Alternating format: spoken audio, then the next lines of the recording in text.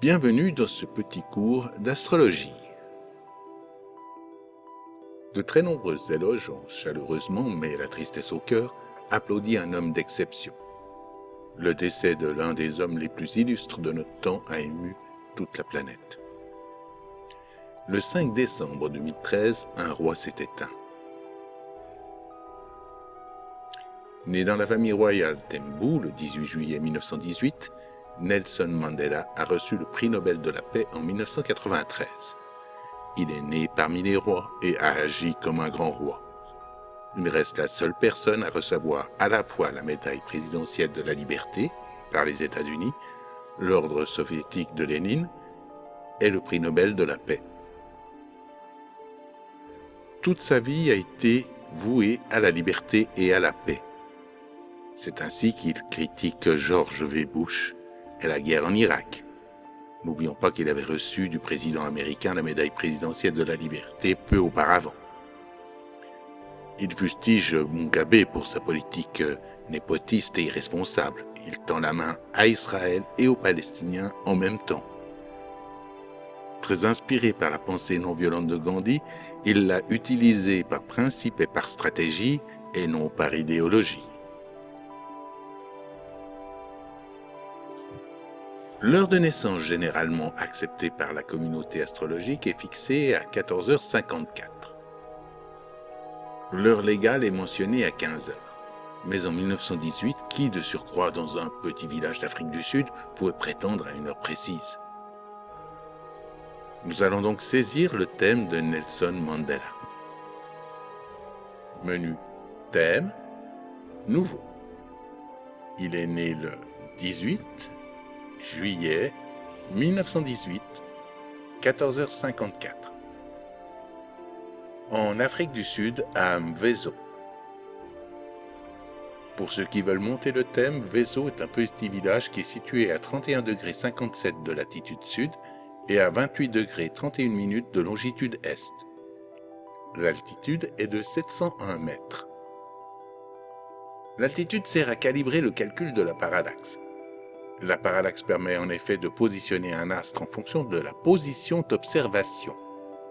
En effet, les éphémérides classiques placent l'individu au centre de la Terre, là où il n'est jamais.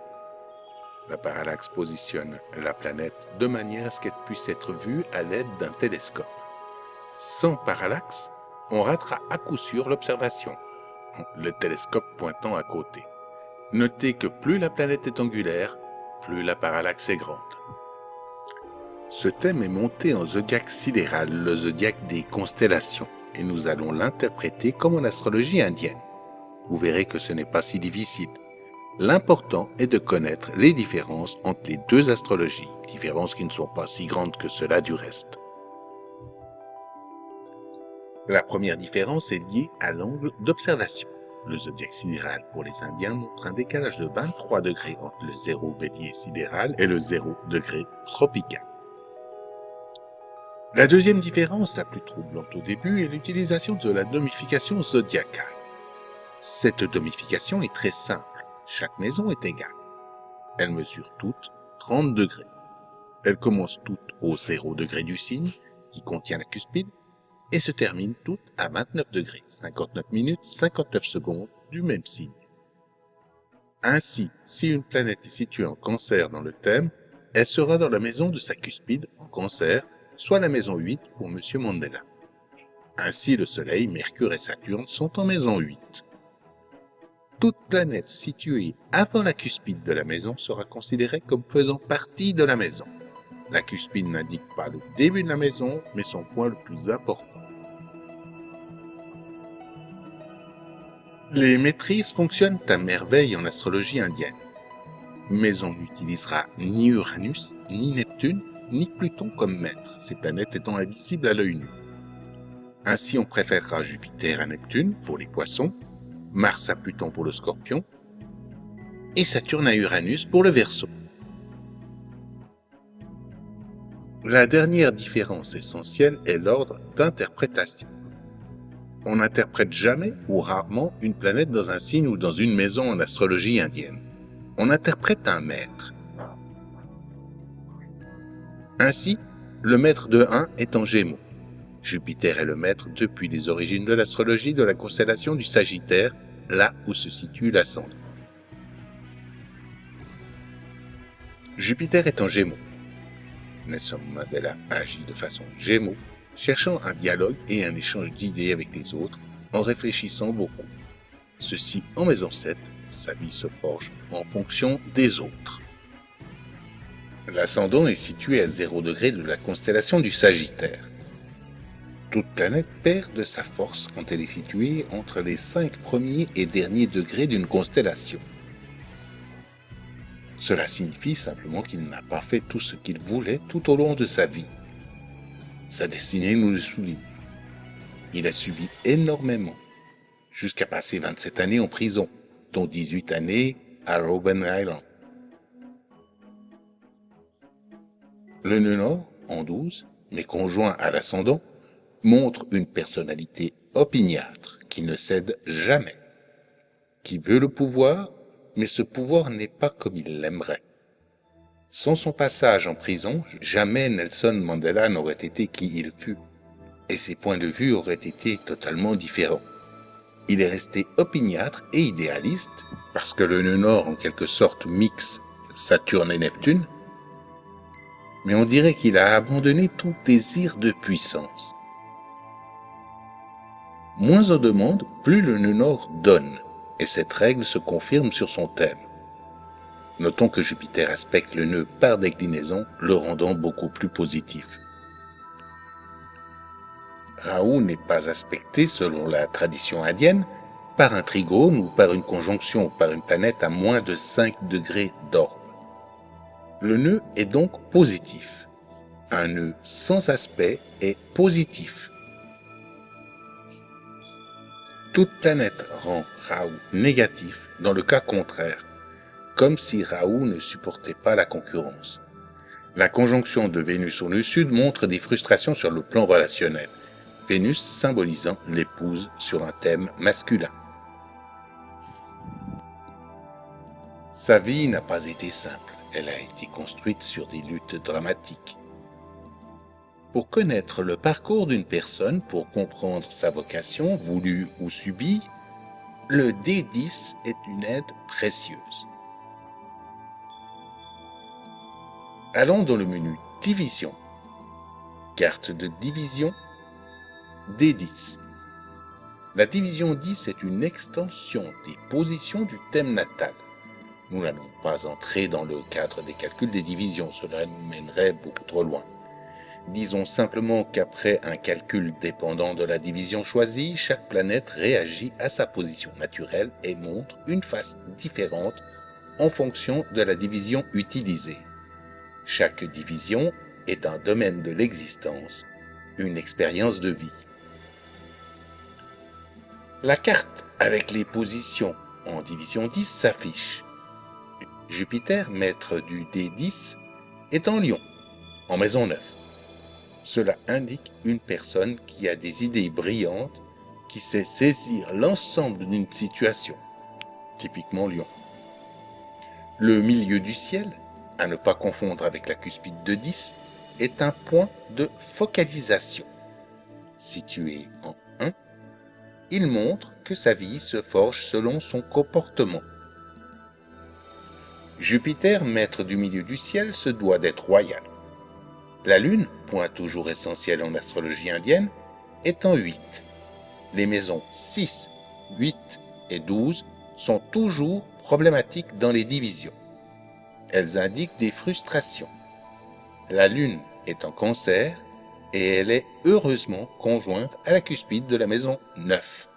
Cela montre qu'il n'a pas voulu ce qui lui arrive, mais il est tout de même très populaire car la Lune est chez elle, maîtresse du Cancer. Ainsi, Mars, Vénus, Lune sont en domicile dans ce thème. Mars et la Lune sont dans de mauvaises maisons, entre de mauvaises mains en quelque sorte. Il ne fait pas tout ce qu'il veut, mais il trouve sa place. Saturne est également en exaltation dans la constellation de la Balance. De plus, Soleil et Jupiter sont dits en mutualité réciproque. Le Soleil est en Poisson, un lieu dirigé par Jupiter, et Jupiter est en Lion, le lieu où le Soleil est maître. Il en résulte une grande dignité. Tous ces éléments placés ensemble montrent des circonstances dramatiques, mais aussi une destinée hors pair. Je n'ai jamais vu autant de planètes à la fois bien placées parce qu'en réception mutuelle, parce qu'en exaltation, parce qu'en domicile, et en même temps mal placées parce qu'en 6, 8 ou 12, sur un des 10. C'est pour cela que sa carrière a eu une aussi grande ampleur. Changeons maintenant de division. Allons lire la carte du D9. Cette division est très importante pour les astrologues de l'Inde. La carte du D9 est pour eux une extension du thème natal. Ce qui est tout à fait logique si l'on sait que cette carte explique les interactions avec les autres, qu'il s'agisse de partenaires intimes ou non. Sans les autres, on n'existe simplement pas, et personne ne naît dans un vacuum. Sur le D9, Jupiter et Saturne, les planètes sociales en astrologie indienne, sont valorisées. Vénus est en chute, elle le montre un peu cassant sur le plan relationnel. Il est vrai qu'il s'est marié 3 fois. En astrologie indienne, on peut facilement pointer les planètes les plus importantes grâce aux périodes planétaires.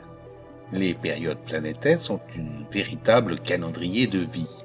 Pour afficher les périodes, il faut aller au menu Représentation, Astrologie indienne, période planétaire. Le principe est simple et pour le comprendre, affichons les grandes périodes. Pour les Indiens, une vie dure 120 années. Toutes les 7 planètes visibles, du Soleil à Saturne, plus les 2 nœuds, se répartissent le temps d'une vie. Ainsi, Jupiter a agi de 1918 à 1924, suivi de Saturne de 1924 jusqu'en 1943, etc. En 2010, Rahu, autre nom du nœud nord, a pris la relève jusqu'en 2028. Déployons maintenant les sous-périodes. Une sous-période se conjugue avec la période principale. Et la période principale est une sorte de climat de fond. Elle va colorer ce climat de fond en fonction de sa nature qui dépend des maisons que la planète aspecte. On peut alors approfondir davantage en affichant les interpériodes qui indiquent alors les détails. Il s'est marié 3 fois, en 1944, en 1958 et en 1998. Voyons ce qui se passe dans les périodes planétaires.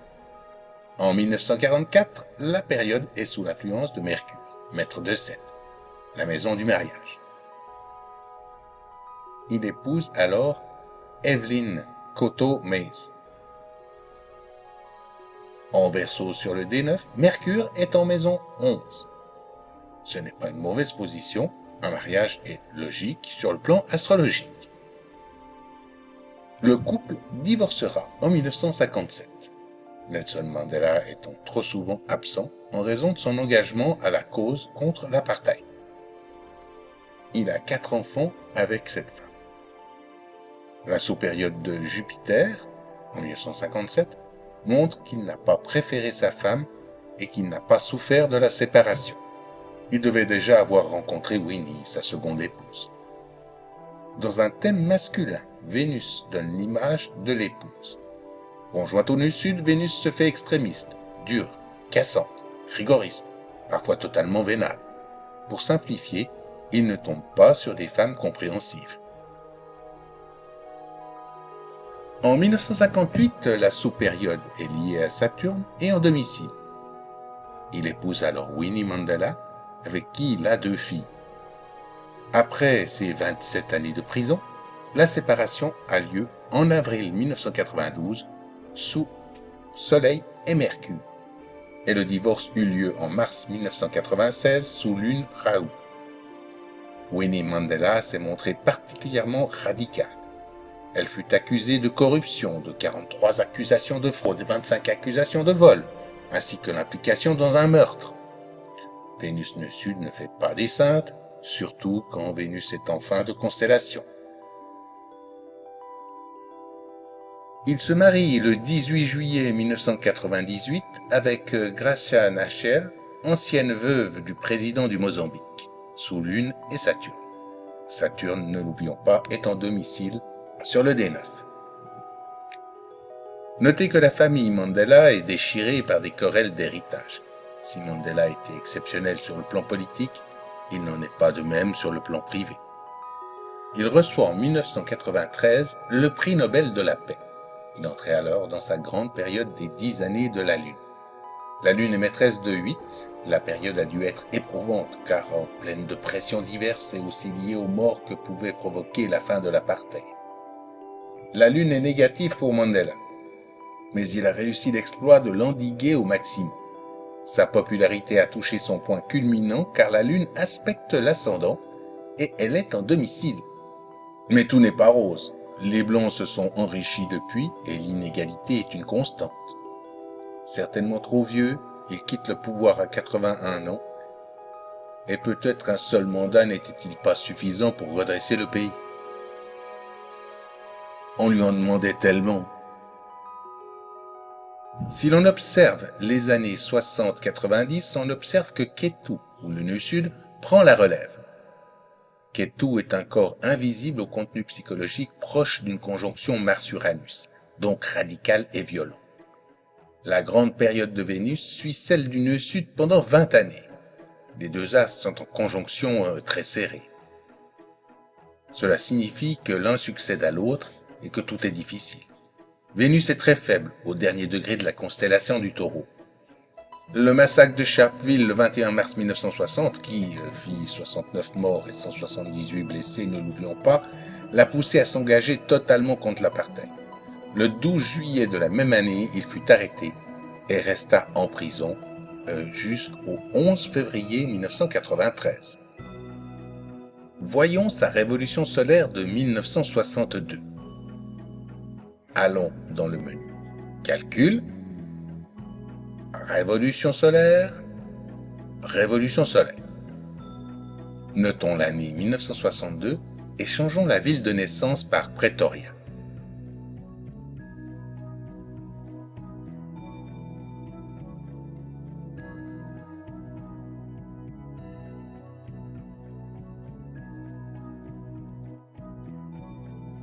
On voit d'emblée que les nœuds de naissance sont au carré de l'ascendant. C'est déjà négatif.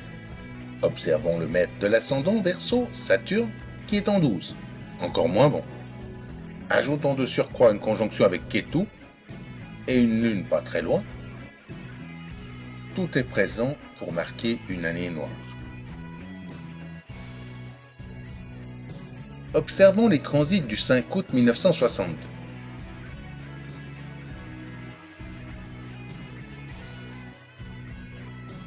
Les périodes planétaires affichent Ketu, Soleil, Mercure. Ketu est conjoint à Saturne. Le Soleil de transit est conjoint à Saturne natale, pas loin de Mercure natal. Mais c'est dans le D30 que nous allons trouver la réalité du transit. Saturne est conjoint à la Lune et au nœud en maison 12 du D30, ce qui symbolise de gros ennuis, soulignés par d'autres éléments. Ce thème marque autant de gros ennuis pour le héros national et en même temps il porte les fruits d'une victoire à venir. Mars est en 9 en domicile. Mars et Saturne au natal sont parfaitement positionnés. Vénus de transit en Taureau sur le Soleil natal. Tous ces éléments montrent que la prison est en même temps la source de la réussite de Nelson Mandela. Il n'aurait jamais eu sa notoriété sans avoir été incarcéré. C'est l'année de sa libération qu'il a reçu le prix Nobel de la paix pour avoir évité un bain de sang à la fin de l'apartheid. Il s'en est allé le 5 décembre 2012 aux environs de 20 heures. Sur le plan purement technique, les maisons 2 et 7 sont celles qui causent la mort personnelle. Ce n'est pas la maison 8 qui, elle, ne parle exclusivement que de la mort des autres. Les planètes en 7 et en 2, ainsi que les maîtres de ces maisons, peuvent être la cause de la mort. Jupiter et Mercure sont les maîtres des maisons 2 et 7. Mercure symbolise les voies respiratoires et les poumons. La cause du décès est une infection pulmonaire récidivante, suite probable d'une tuberculose contractée en prison. C'est bien Mercure, maître de Seth, qui est la raison de sa mort. Lune et Vénus sont conjoints à la cuspide de 2, et le Soleil en déclinaison à la cuspide de la maison 2 et de la 7. Vénus natale s'en mêle aussi. Jupiter rétrograde à ce moment, et il est en déclinaison au Soleil. Maintenant, les critiques le concernant ne manquent pas. M. Mandela fut même accusé d'avoir trahi son peuple. Le D10 est excellent, mais la Lune pose un gros problème grave quant aux mécontents. Par exemple, le sida a été totalement négligé pendant sa présidence et a fait des ravages. Son fils en est même mort en 2005. Si la réputation de Mandela est unique, tout n'est pas encore rose en Afrique du Sud. Si l'homme a combattu le racisme et s'est montré noble et royal, ses héritiers, et je ne parle pas de sa famille, doivent absolument continuer sa lutte contre l'inégalité. Car l'égalité est synonyme d'éducation. Une égalité ne s'impose jamais et encore moins à grand renfort de textes de loi.